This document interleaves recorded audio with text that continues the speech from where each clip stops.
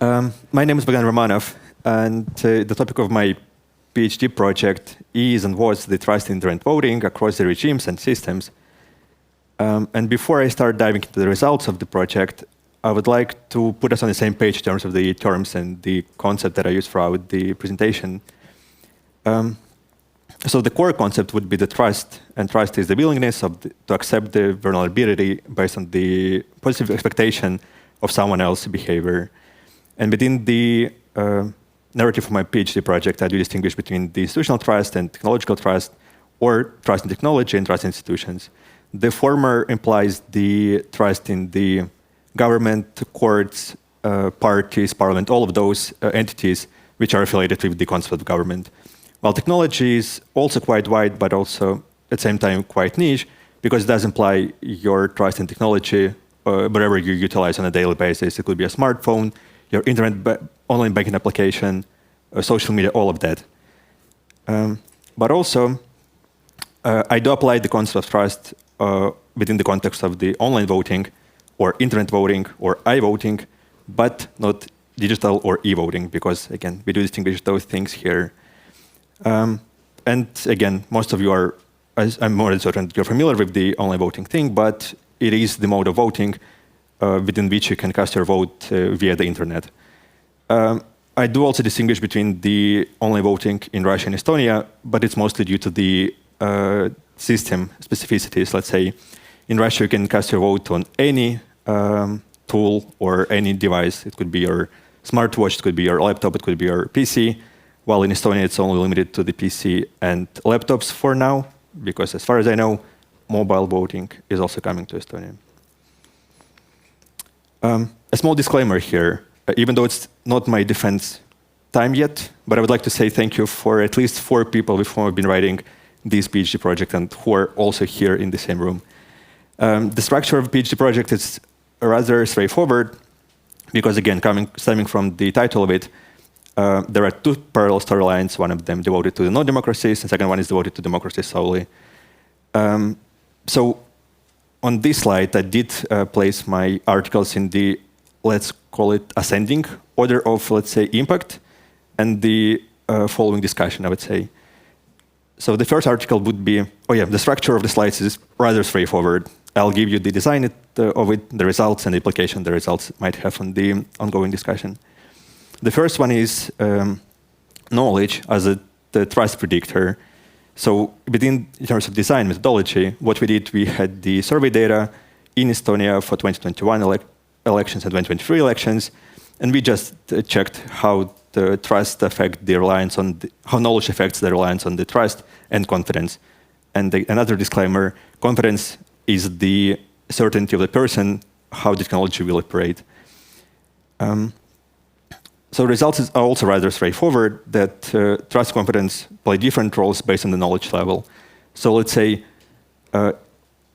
those who have higher technical knowledge about the online voting, they tend to rely more on confidence rather than trust. However, in the opposite way, those with the lower technological level, they're heavily dependent on the trust signals. Those might be, and the core one would be the habitual nature of using the online voting. So let's say those with the lower level of technological knowledge, the more they use the online voting, the more they trust it. However, again, it's not on the slide here, but in the analysis itself, the interesting fact that those with the lower technological knowledge, if they trust the government, their usage of the online voting is decreasing. And I guess it somehow might be related to the talk by Art, that again, the role of trust is not, let's say, homogeneous across the entire population. It's heavily dependent on the particular population group or cohort of people. And let's say, as we see it here, that we have the distinction between the higher knowledge individuals and the lower knowledge ones. And then moving to the, what does it give us in terms of the societal impact? So there is no silver bullet in terms of how you can incentivize people to use or not to use the technology, because technically speaking, the whole narrative, which is based, in my presentation, based on the online voting, can be extrapolated on any other Estonian at least technology. So because here, by studying the trust and distrust in the online voting, we can also try and somehow project the whole thing on any other digital solution in Estonia. So yeah, the dual strategy is necessary. So the electoral management body might also pay attention to how transparent are they for those who are on the higher knowledge end. And it also should be extremely transparent in terms of the government and the institutional trust with those who are on the lower knowledge end. Now we are switching countries. We are moving from Estonia to Russia. But again, this paper is devoted to comparison between Russia and Estonia. The design was also rather simple and similar to what you saw previously. It was also several regression models based on the survey data. While in Russia, it was for 2021 elections, while in Estonia, it was for the recent local elections in 2023. And the idea was similar, the idea was also quite simple. You have countries which are somewhat sharing the Soviet legacy, but after more than 20 years, they have extremely different political regimes. And yet both of them did apply and implement the online voting as a solution to somehow incentivize the electorate to participate in the elections. And we also tried to somehow to explain and to see how exactly trust was formulated and built in these countries based on the regime. And the surprise was that in Russia, which is no democracy, despite officially getting rid of the Soviet legacy, citizens do operate in terms of the showing up to the elections under the civic duty concept. So for them, it's not only their own willingness to participate in the political life of a country, but they're showing the loyalty to the ruling party by participating in the fraudulent elections. While in Estonia, again, despite the background, it's not the case at all, and people more appreciate the convenience of it. That anonymity of it, the privacy of the online voting, and especially the convenience would be the driving points for people to trust and to use the online voting technology. So yeah, it is for sure perceived as a practical choice rather than the duty. And again, here we also might juxtapose the democracy and non-democracy here. I did place on a slide the distribution of the trust in both countries, and even here you can see that in Estonia you have a strict split between those who trust and then who don't trust the online voting. While in Russia it's more fluctuated. You have those who are on the left distrustful end, let's say, on the towards the online voting, and those who are somewhat, let's say, on the fence. They didn't have a strong position about their attitude toward the technology. And then going back to the Estonia again, but this time with the different methodology in mind. At Quality One, David and I, we did interview 16 experts in Estonia, and later we also conducted the methodology with 26 people. And the idea was, we prepared 36 statements for them, ranging on their content, and we asked these citizens to distribute those on the scale I agree, I disagree. And based on this, let's say, exercise, we were able to pinpoint 3 main narratives, which again motivates people trust or distrust in online voting. The first one would be institutional trust and optimism. Again, stemming from the long-term usage of the technology, their trust level is not decreasing because, let's say, all of us have been using the smartphone for quite a while on a daily basis, and we know that, let's say, on the next day we wake up and it's still be operating.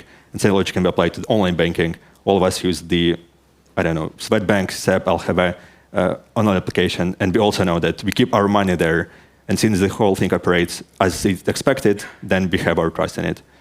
Second narrative was about transparency concerns.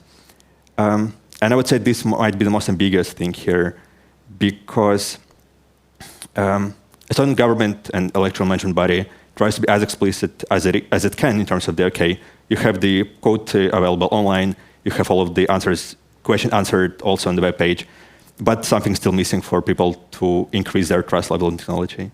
And the last narrative was the security and human vulnerability fears. And those are, I don't want to claim them as paranoid, but those again might be related to a literal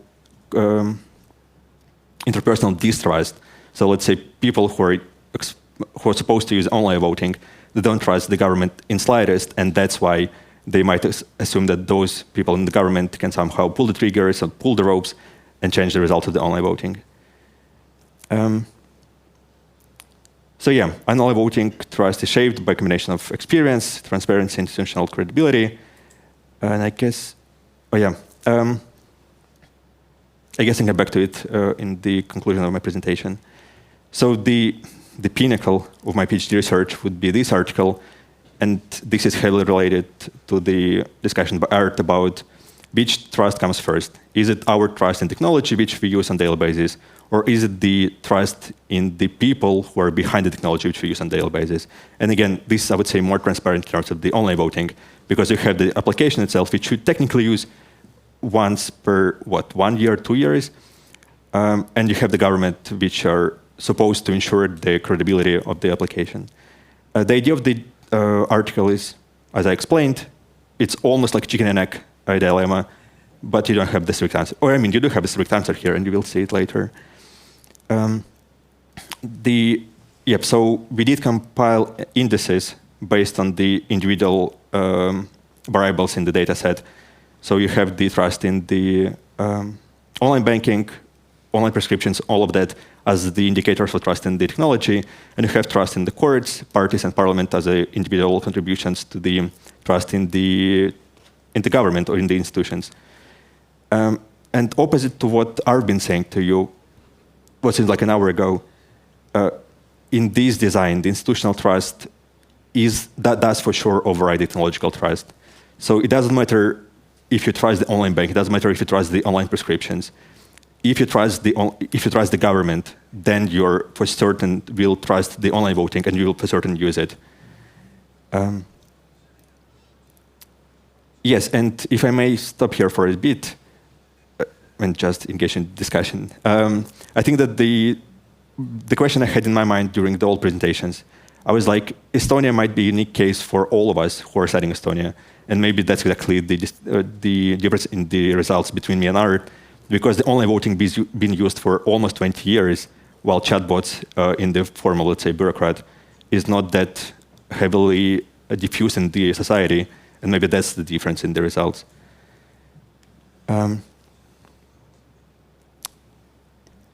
So yeah, the implications of these findings would be,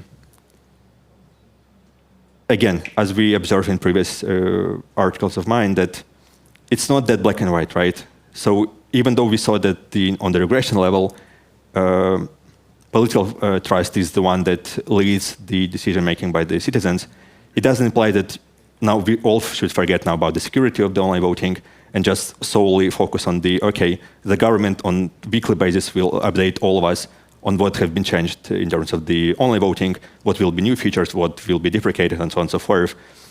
But I was more thinking of how this trust can be rebuilt in terms of, again, there are trainings for the online observations. There are, on the online voting portal on the webpage, there is a whole section devoted to debunking the myths related to the online voting. And one might say, okay, it does work, because technically maybe someone went through all of the debunking of the myths, and now, let's say, the horror of the Estonian society, which is related to the care houses and elder citizens being stripped by their online voting of the EIDs and the votes being cast on their behalf, is still being voiced even in the 2023 year, because again, David and I, we conduct the interviews with the citizens, and they also return to the same myths of some sort. They also been saying, okay, my main concern is that I don't trust the online voting because I heard that in care houses, this and that happened. So again, what I'm saying here, I don't have the solution on how we can rebuild the trust of the citizens in the technology which is provided and ensured by society, but now at least we somehow dissected it and we know, okay, trust is one of the main predictors here. Political trust is also one of the crucial ones. And I would say that technically it from my side, and I hope that you will see the more condensed results in my PhD project in a couple of months. Thank you. Okay.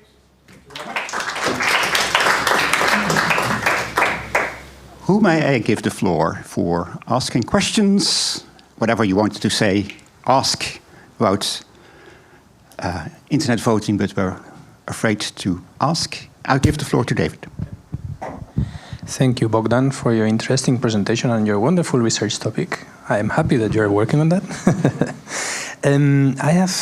I was taking note of a few questions, but I will just put one of them, which is one of the last things that you said.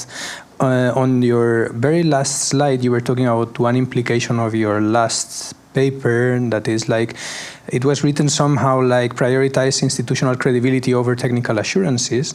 And I just want to throw one question that maybe could foster the debate, that maybe it happens that after 20 years of using internet voting, on the citizens' perspective, these technical assurances, they have been already overcome by the experience and usage of internet voting, so therefore they might not be anymore a question for citizens, while the institutional credibility is something that goes beyond the technology and might be fluctuating, and internet voting might be working, but the credibility of the institution might change over time. So just, I don't know, I was just having this reflection that maybe could, I don't know, you would have some opinion on that. Yes, and I think that I can say that that's exactly why I digressed and referred back to Art's presentation.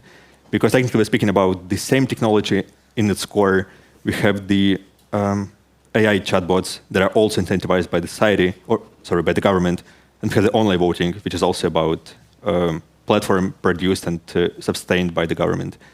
And again, I do agree that the exposure, long-term exposure to technology makes you more careless about the, let's say, technical aspects of it. And that's exactly why I brought the example of the smartphone on the online banking. That again, the matter of you having your thousands of euros on your bank account is maybe more relevant to you than you casting a vote once per year or 2 years. So I do agree that, let's say, the longer you're exposed to the technology, the more careless you become in terms of how it operates, but the more dependent you become on the, not noise around it, but the surrounding around it. And that's exactly the distinction between the technological trust and the institutional trust. Thank you. Okay, thank you. Other questions?